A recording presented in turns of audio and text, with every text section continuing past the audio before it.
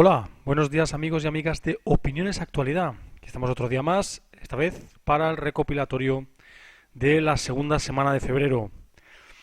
Vamos a ver porque hay cosas muy interesantes. En primer lugar, Rumanía y las manifestaciones que ha habido en Rumanía por un decreto que despenalizaba delitos de corrupción. Pero ¿qué pasó? Que el gobierno no lo pasó por el Parlamento. Decretó, es decretazo, el típico decretazo, dictadores prácticamente, en el que los presidentes de países intentan sacar adelante leyes o decretos que no pueden ser. Por ejemplo, esta. Medio millón de rumanos se manifestaron el domingo por la noche en la sexta jornada consecutiva contra el gobierno, pese a que derogó el decreto que despenalizaba delitos de corrupción causante del inicio de las protestas. O sea, ya está derogado. Pero claro, la gente piensa, bueno, si usted lo ha pensado, si usted lo ha hecho es porque ha pensado que eso era lo bueno, ¿no? Es normal que la gente siga a la calle. Las estimaciones de cadenas televisivas hablaban de entre 200.000 y 300.000 manifestantes en Bucarest, 45.000 en Cluj-Napoca y 40.000 en Timisoara.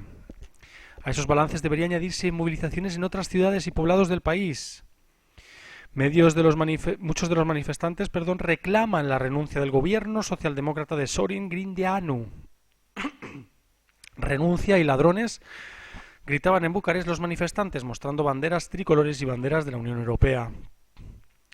El primer ministro socialdemócrata, Sorin Grindeanu, por su parte, descartó renunciar y dijo en una entrevista por televisión que tiene una responsabilidad hacia la gente que votó por su partido en las elecciones legislativas del 11 de diciembre.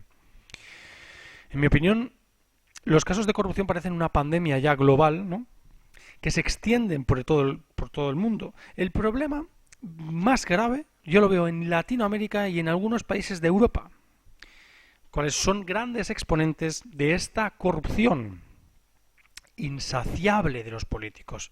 El pueblo rumano ha despertado. ¿Haremos lo mismo los demás, los que hemos vivido en sitios donde la corrupción ha sido generalizada? Eso habría que esperar. Por otro lado, tenemos también Fukushima en peligro, la radiación. ¿Qué está pasando en Fukushima? Vamos a ver. Detectan un agujero en un reactor de Fukushima y niveles de radiación récord. A tan solo 3 años para los Juegos Olímpicos de 2020, Japón está desesperado por tranquilizar a los atletas del mundo y convencerlos de que todo va bien, aunque a la luz de las recientes informaciones lo tendrá difícil. A no ser que continúe el encubrimiento generalizado de Fukushima por parte de los medios de comunicación. Todo se debe a la reciente admisión por parte del TEPCO, la Tokyo Electric Power Company, del operador de la planta nuclear de Fukushima, que ha descubierto un agujero de al menos 1 metro cuadrado en el interior de uno de los reactores de la central.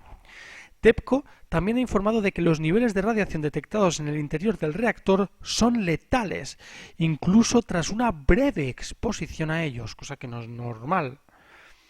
Aunque dicha radiación no se ha filtrado al exterior por ahora. La demás radiación sí que se ha filtrado al exterior. Como podemos ver en este mapa, hay zonas del mar, del Océano Pacífico, que están totalmente contaminadas por la radiación de Fukushima.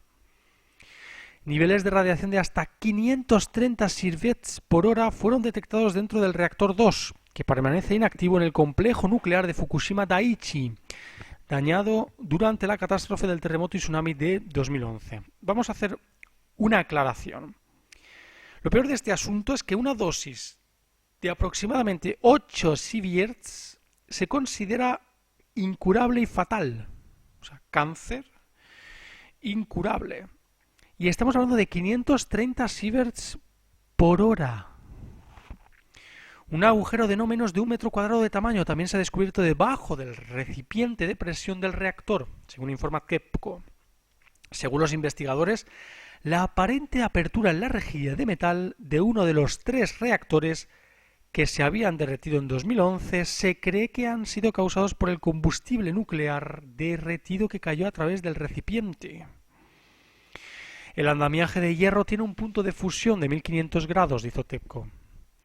explicando que existe la posibilidad de que los desechos de combustible hayan caído sobre él y lo hayan fundido hasta provocar el agujero.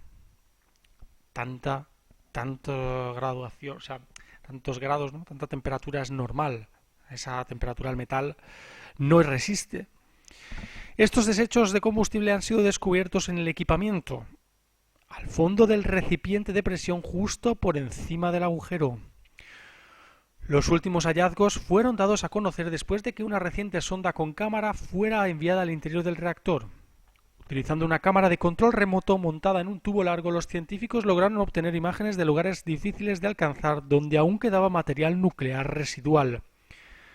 La sustancia allí es tan tóxica que incluso los robots especialmente diseñados para sondear las profundidades subacuáticas debajo de la central eléctrica se han averiado y apagado, se han derretido. Atención, a Fukushima es un gravísimo problema y encima el gravísimo problema también conlleva el mar, porque está en la costa, con lo cual el mar también sufre esa radiación brutal. ¿Por qué se está ocultando esta información, en mi opinión? Porque es tan grave que habría pánico en la población de saber lo que está pasando allí. Yo me pregunto ahora una cosa, ¿qué pasa con toda la pesca que se realiza en esa zona, que es muchos países, sus economías dependen un poco de la pesca y la agricultura, ¿no? En gran parte, y son zonas de pesca estas, con lo cual, situación complicada. La tercera noticia refiere a Alemania. Alemania ha retirado oro de Estados Unidos repatriado. Alemania ha recobrado 300 toneladas métricas del oro antes guardado en Estados Unidos como parte de un plan para repatriar las barras del dorado metal mantenidas en el extranjero durante la Guerra Fría. El Banco Central Alemán comunicó haber sacado 111 toneladas de oro de la Reserva Federal en Nueva York en el 2016. Esta fue la última parte de las 300 toneladas que debía recobrar, informa Bloomberg. El banco también repatrió 105 toneladas de oro de París el año pasado. En el 2013, Alemania había puesto en marcha la transferencia a Frankfurt de 300 toneladas de oro desde Nueva York y 374 desde París. Todavía tiene otras 91 toneladas para recobrar de París y el 2017 será el año para hacerlo. Una vez que las transferencias se hayan completado, Frankfurt tendrá la mitad de las 3.378 toneladas de oro de la reserva completa alemana, con el resto en Nueva York y Londres. Los representantes del Bundesbank anunciaron que no habrá más transferencias y la presidencia de Donald Trump no cambiará la situación, ya que existe una relación de confianza con la Reserva Federal de Estados Unidos. Durante la Guerra Fría, Alemania Occidental conservaba la mayor parte de su oro en el extranjero por temor a que pudiera caer en manos de la Unión Soviética si el país fuera invadido. También se trataba para tener el metal precioso cerca de los mercados de moneda extranjera en Londres, París y Nueva York, donde el oro se negocia. Esta es una noticia extraña, una noticia de desconfianza, porque sí que puedes tener planes de recoger tu oro de otros países, pero normalmente no se hacen este tipo de cosas. Por eso lo hemos puesto en este recopilatorio. No ha salido en ningún sitio, solo ha salido en unos tipos de medios de comunicación alternativos como Bloomberg, pero en realidad Bloomberg nunca dice mentiras, siempre es la verdad. Con lo cual es curioso, ¿no? Por lo menos de lo que he visto de Bloomberg. Esto es total desconfianza de Alemania hacia el resto del mundo. Ya veremos lo que sucede de aquí en adelante. Siguiente noticia trata sobre Bélgica y lo que sucedió en Bruselas hace unos días, el viernes 10 de febrero. Bruselas se suma en la oscuridad por un apagón. Y vamos a explicar bien el tema, ¿vale? Hay muchos canales que están favoreciendo la sombra de la duda en que está pasando algo en el mundo, etcétera. Vamos a arrojar un poco de luz al tema, ¿vale? Primero la noticia. Varios barrios de Bruselas quedaron sumidos en la oscuridad durante 1 hora y media este jueves a causa de un apagón cuyo origen en lo inmediato se desconocía, indicaron las empresas distribuidoras del flujo eléctrico en Bélgica, que son Sibelga y Elia. Progresivamente estamos comenzando a alimentar las zonas afectadas, tuiteó a las 12:15 de la noche el distribuidor Sibelga. Los barrios de Schaerbeek, Évere y Saint-Josse, en el noroeste de la capital belga, se vieron afectados por el corte de electricidad que se produjo a las 10:40 de la noche, según un portavoz de Sí belga citado por la agencia noticiosa belga. Según el vocero, 5 de los 48 transformadores capitalinos dejaron de ser alimentados por la red de alta tensión Elia. Podemos decir por qué. Ahora después lo decimos. Las estaciones de la radio estatal RTBF dejaron de emitir sus programas habituales y difundieron música sin interrupción, a causa de la emergencia. Más temprano, un primer apagón había afectado a los barrios de Schaerbeek y Etterbeek, antes de quedar resueltos hacia las 8 de la tarde.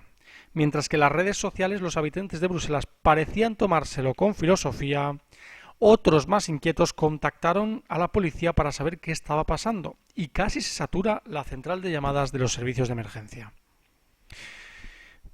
Investigando un poco me he encontrado con una noticia del 16 de enero de 2017 que dice así: ola de frío en Europa.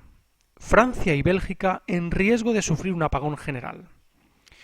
Los expertos temían en enero que países como Francia y Bélgica pudieran sufrir estos días o en invierno un apagón total debido al aumento del consumo de electricidad que conlleva la ola de frío polar que azota Europa. Ambos países podrían necesitar comprar electricidad a sus vecinos. Creo que en este caso ya estamos viendo que sí, hace falta. Incluso activando la reserva estratégica deberíamos ir a buscar unos 1.700-1.800 megavatios al extranjero, a Holanda. Tanto Francia como Bélgica van a luchar para poder importar electricidad de Holanda, así que puede resultar incluso difícil importar esos 1.700-1.800 megavatios de Holanda. Ha explicado Damien Ernst, profesor de electromecánica en la Universidad de Lieja, en Bélgica. La situación se complica todavía más en Francia, con 5 reactores nucleares parados por mantenimiento esa semana, en enero, cuando se esperan temperaturas máximas negativas en parte del territorio francés. Claro, aquí estamos viendo cómo hay gente que está aprovechando el tema para decir que hay un apocalipsis. No, el problema es la falta de previsión de los gobiernos en algunos casos, porque hay centrales nucleares viejas o que han tenido fallos técnicos, con lo cual han tenido que ser cerrados algunos reactores y esto ha causado que haya falta de electricidad en algunos momentos puntuales. Esta semana ha sido una de las semanas más frías en Bélgica, con lo cual es normal que haya habido un apagón. Pero en el momento en el que el frío rebaje, no va a pasar nada. Quería comentar esto, ¿vale? Es muy importante comentar las cosas conforme son, ¿vale? Y aquí la noticia número 5 también, que es sobre los animales desorientados. Hemos visto algunas imágenes de, por ejemplo, en Houston, hace unas semanas, cómo los pájaros iban desorientados de un lado a otro, incluso chocándose con los coches en la autopista. También tenemos otra noticia de esta semana, que son las ballenas en Nueva Zelanda. Ha habido un récord de ballenas desorientadas este año, que llevó a cientos de ballenas a encontrar la muerte en las costas de Nueva Zelanda. Unas 240 ballenas se sumaron este sábado a las más de 400 que ya habían quedado varadas durante la semana en las costas de Nueva Zelanda. Del primer grupo de 400 cetáceos, cerca de 300 fallecieron. Los otros 100 pudieron ser reflotados y conducidos al mar por voluntarios. Ante la llegada del nuevo grupo de ballenas, decenas de voluntarios echan agua constantemente a los cetáceos para mantenerlos frescos, con la esperanza de que sea posible reflotarlos cuando suba la marea. El varamiento, que tuvo lugar en una zona arenosa llamada Farewell Spit, en la remota bahía Golden, en el noroeste de la isla Sur, fue reportado por primera vez el jueves, pero las condiciones del mar eran demasiado peligrosas como para intentar cualquier operativo. Se trata del mayor varamiento de ballenas en Nueva Zelanda en la historia. En febrero de 2015, cerca de 200 ballenas piloto quedaron atrapadas en la misma zona de Farewell Spit, y a pesar de los esfuerzos de los voluntarios, cerca de la mitad de los cetáceos fallecieron. La ballena piloto llamada calderón común es un ejemplar de frente abombada y cuerpo robusto que puede alcanzar entre 6 y 7 metros de longitud. ¿Y a qué se debe todo este misterio, ¿no? Misterio de la desorientación de las ballenas. Ser testigos del varamiento de un delfín o de una ballena es una experiencia profundamente conmovedora, especialmente cuando la acompañas hasta el final de su vida, señaló David Luceau, experto en zoología marina y profesor de la Universidad de Aberdeen en Escocia. Mi estómago aún se revuelve cuando recuerdo una experiencia de este tipo en las costas de Escocia. Las razones detrás de los varamientos aún son un misterio para los científicos y no hay una razón única detrás de ellos. La explicación podría estar en muchos factores diferentes. Por ejemplo, algunos varamientos se deben a que las ballenas están enfermas y son empujadas por la corriente a la costa simplemente porque están frágiles, o se dirigen a la costa porque están demasiado enfermas para nadar. El brote de un virus que afectó a delfines en el Atlántico Norte fue vinculado a varamientos masivos en la costa este de Estados Unidos en 1987 y 1988. También se han vinculado estos varamientos a ejercicios navales debido a que los barcos utilizan sonares potentes que podrían confundir a las ballenas. Los sonares son aparatos que detectan la presencia y situación de objetos sumergidos mediante ondas acústicas. Un estudio de 2011 del Centro Submarino de Evaluación de la Marina estadounidense en el Océano Atlántico constató que las ballenas intentaban alejarse de la fuente de ondas de sonar. Como no, el hombre parece que tiene mucho que ver en estas desorientaciones de los animales, sobre todo de las ballenas. El tema de los pájaros puede ser diferente, pero el tema de las ballenas está claro que los sonares de los barcos hacen mucho y estas informaciones no salen en los medios de comunicación masivos. Y hasta aquí la recopilación de las noticias más importantes del momento de esta semana y os espero con vuestras teorías y opiniones en los comentarios del vídeo. También espero que le deis al like muy fuerte y que os suscribáis. Bueno, muchas gracias a todos. También acordaos de compartir el vídeo, por favor. Muchas gracias a todos y hasta la siguiente, amigos. Hasta luego.